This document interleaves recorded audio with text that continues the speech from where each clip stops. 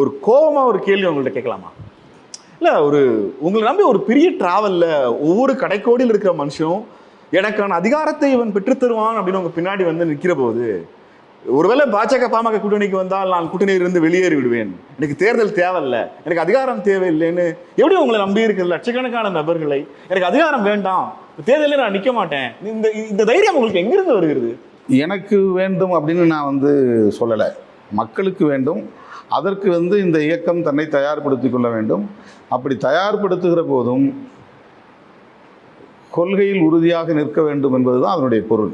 நான் என்னை மையப்படுத்தி நான் பேசலை, நான் ஒன்று சொல்லலை, என்னை மையப்படுத்தி பேசலை.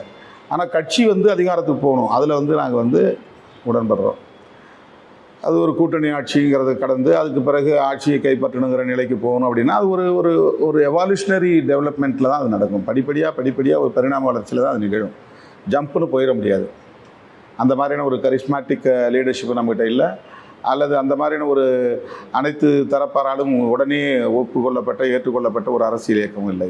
கலைஞர் காலத்து எம்ஜிஆர் அண்ணா காலத்தில் இருந்த மாதிரி, எம்ஜிஆர் காலத்தில் இருந்த மாதிரி அந்த மாதிரி ஒரு அப்படி யாருக்கும் இன்னைக்கு இல்லை, நம்மளும் அப்படி இல்லை.